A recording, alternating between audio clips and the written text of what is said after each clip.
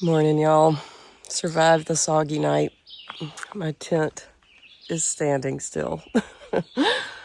And the sun is out. Look, sun rays. I can see it through the trees. Oh, that brings me great joy because everything I have is so either damp or soaking wet. Untouchable is up. I don't even know where he is. He didn't even tell me where mile marker he's at. Somewhere where he could text me though, so it must be up high. He said that he started setting up in the downpour. I'm sure the same downpour I set up in, and everything is just soaking wet. So, yeah, we haven't had a lot of rain like this where we have to set up in the rain, where we're not at a shelter at least. So, I hope he slept okay. I hope he was safe. I'm going to try to make 21 miles today. We'll see. I may stop short and just do 10 into Rangeley because the terrain either way doesn't look as hateful, famous last words, but we'll see how it goes. I'm just grateful to be able to hopefully yard sale my stuff at lunch. So last night I told you guys that I didn't want to go get water unless it stopped raining. Well, it finally stopped raining and I came and got it. This is a 10th of a mile away. Now I get to cross this little booger, and of course these stones are just barely poking out, some of them. I think most people say that they're really hard to rock hopping right there. I can tell that's not going to be rock hoppable for me, so I'm about to get wet, probably up to my waist over there. Maybe not. Maybe I can cross them without getting too wet. Let's see how it goes. I'm going to bet, though, I'm going to get pretty wet. Final verdict, just up to my knees. Wasn't too bad. I was expecting a lot worse. Right through here, the rocks were stacked enough where I could walk sort of on top of them and not get in the deeper stuff. So I was fully expecting to have wet shorts climbing up Old Blue, which is what I'm about to go up. It's about 2,400 miles, I think. 2,400 feet over 3 miles, so about 800 feet per mile. That is no joke, but at least I have fresh-ish legs. So here we go.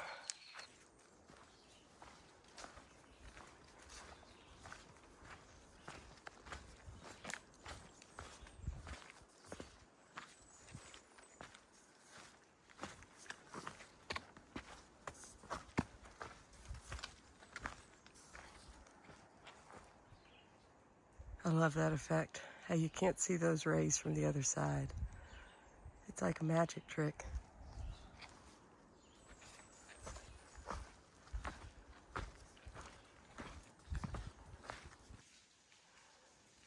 I think this may be one of my top 10 favorite moments on the AT right here.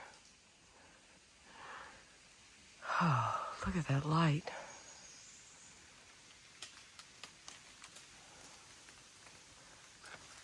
Makes you believe in all sorts of things.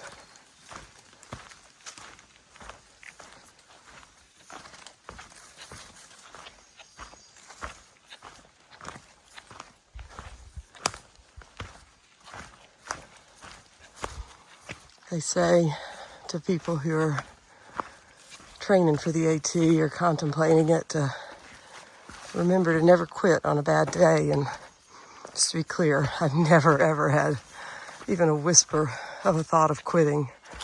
I know how lucky I am to get to do this. There's no way I'd quit. And, most of the time, I absolutely love it. But last night, it was a hard night. Everything was soaked. I was exhausted. I just thought it's going to be more of the same tomorrow, minus the rain, thankfully. But stuff like this is what's usually waiting for you on the other side of those hard, hard days. It doesn't mean there are not going to be more hard days, today included. But what a gift to get to wake up and do this and see these things.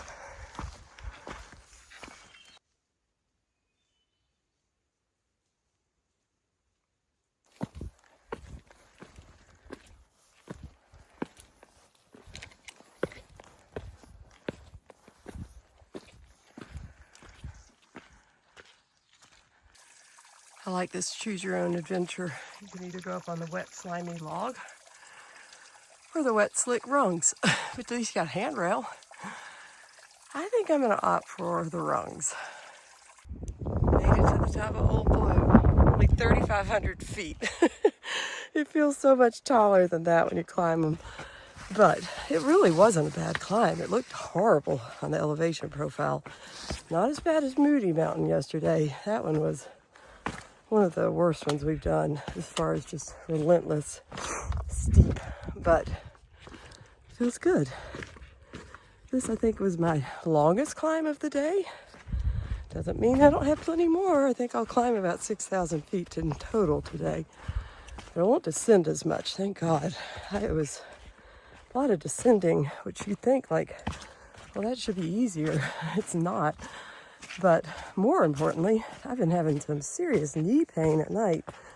I wake up and my knees are just aching. I mean, like on fire. Never had that before, ever. And I've made it this far without taking a single pain reliever like ibuprofen or Tylenol.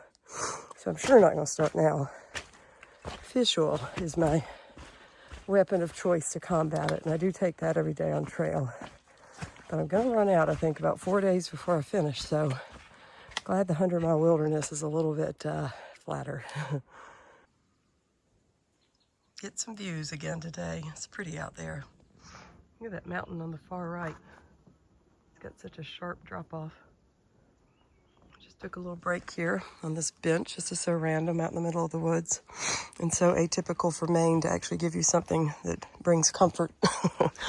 But I'm going to keep carrying on. I got Bemis Mountain next. Hard to capture the cuteness of these little evergreens. It's just something about them to me is so cute. I wish I could have one as a Christmas tree, just that size.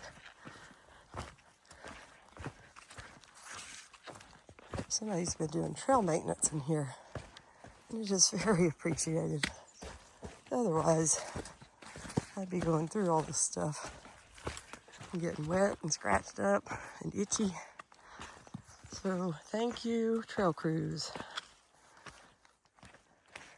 It's hard to see it. There's a big old lake out there. It's really pretty. So just had a little lunch. Fresh off the grid pasta salad. It's a really good one. It's a cold soak. And I'm yard sailing my tent and my shoes and my everything. Still so wet, and I'm realizing behind me these clouds don't look very encouraging. Didn't think it was supposed to rain today, but glad I got the tent dried out at least to give it a fresh start. I, in theory, have about 11 more miles to go to get to my campsite. I'm tempted to stop at the Sabbath Day Shelter, I think is the name of it. It has a pond there. Both the places I could camp have a pond, but this one that I could go to is only about 6 miles away. The other one's about 10. Well, I guess maybe 7 and 11 miles away. I don't know. Something like that. But I am just beat. It's just the stack effect of all this. I just keep thinking, one day I'm going to feel strong in Maine, but it ain't today. So we'll see how far I get. I have a feeling I'll get to the other shelter and it'll be too early to want to stop. And I'll continue on, and then I'll get there late. But the good news is it'll give me a really short day into Rangeley tomorrow to just have the entire day to get caught up with all the many, many things I've put on the back burner. Gosh, I know that all these videos have released that you guys are making really nice comments on, and I don't have time to even look, much less respond. But just know that I eventually read them and take them all to heart, and I'm so appreciative. But yeah, maybe I'll get caught up on that and uploading more of them so you guys can continue to follow, since I'm still haven't, fallen off the mountain yet.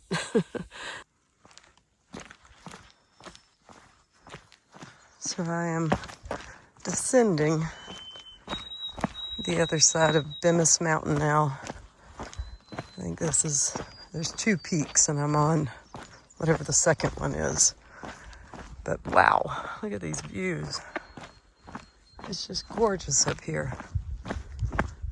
It was worth a long break. I think I don't take enough breaks as part of my problem. I don't want it to prolong the day any more than it already is long, but Met another Sobo through hiker up at the top when I was about to set my pack down. He had some boots on that I've never seen before. They don't look anything like hiking boots. They look like something from 1940. They went halfway up his shin and they were just soaking wet, I'm sure, from everything we've been going through and all the rain. But he said he was going to go into town tomorrow and get some new shoes. I was very glad. I'm always amazed at the shoes people start the AT with, or not everybody, but like those. I just don't understand when those would ever be appropriate except for like fashion. They were cute, but they were horrible. But he was a nice guy, and I wish him well and hope he gets it sorted out. This is a really good representation of something that I wanted to show you guys. So it's not that every mile is uphill or downhill in Maine. It's not that at all. It's that so many of them are like this, where right now it's not so hard to go through it because things are dry. But if they're the least bit wet, you better watch out stepping on these roots because you're going to go down on one of them, or at least I am. And this stuff is not so bad. I can actually keep a decent pace, but there are just so many areas where the footing is so technical and so slow going that you just can't get a good stride. And so it makes for long miles. And I think for me mentally, it wears on me more than even the uphills and downhills. So I guess these lakes that I've been looking at from above are Rangeley Lakes. And I learned that on this bench in loving memory of Chester Massey Jr. He loved the AT and called this place heaven. I think it's really interesting though that I'm seeing a squirrel today. I'll tell you why in a bit. For now, I'm gonna sit here and enjoy the view. About 6/10 of a mile from camp. And I think I'm resigned to just stay there. I don't know why I'm so hell-bent on only having 5 miles tomorrow. I mean, I know why I am. It's nice to just have a break. But I think that to get into camp late tonight at dark and then have to make dinner, and some of my stuff is still kind of damp, so it's not going to have time to dry out. I just think that it makes more sense to stay put.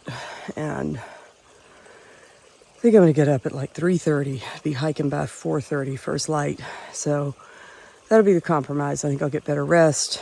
I'll just be in better spirits both ends of the day. So that's what I'm going to do. It'll be interesting to see who's there. Hopefully a nice crowd, if anybody.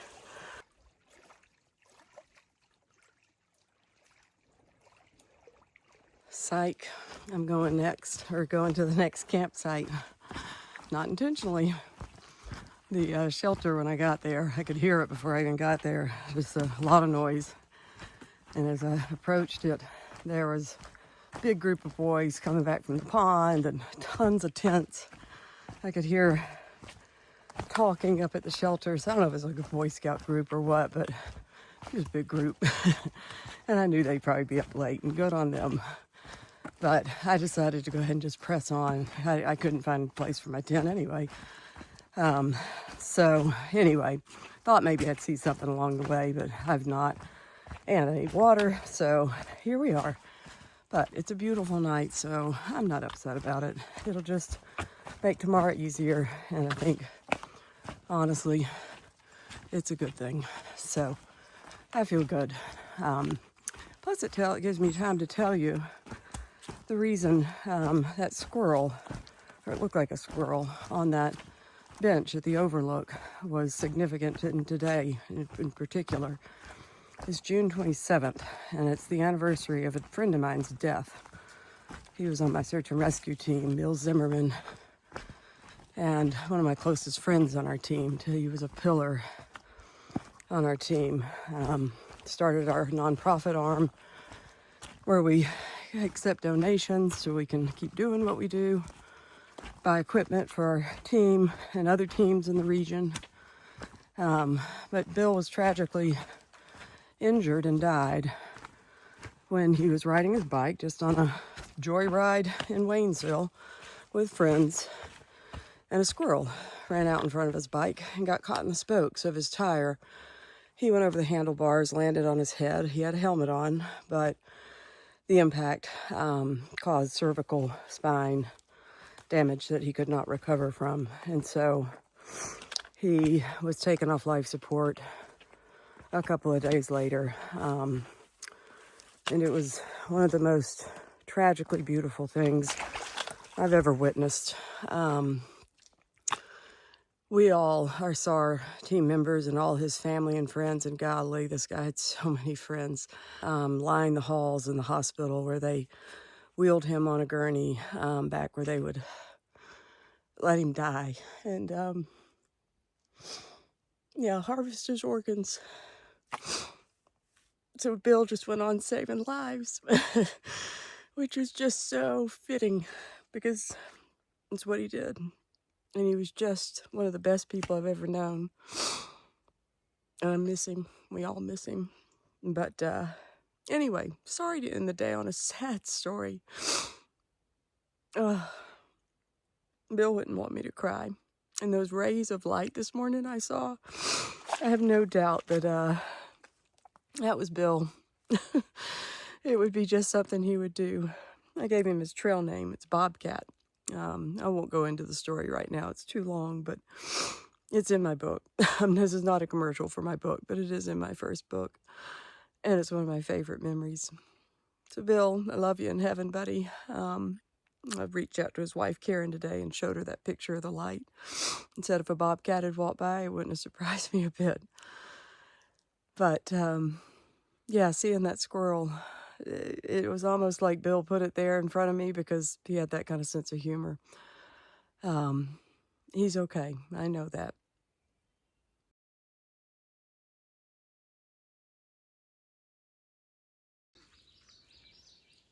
I made it.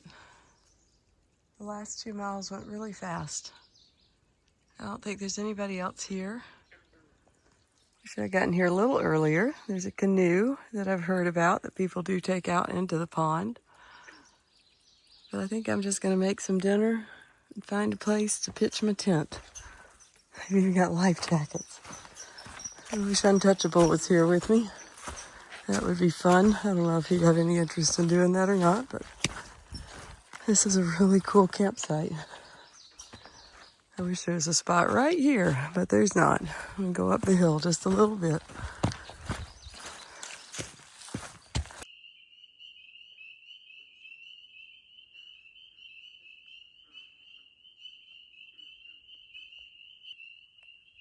This is one of my favorite dinners. It's backcountry spaghetti.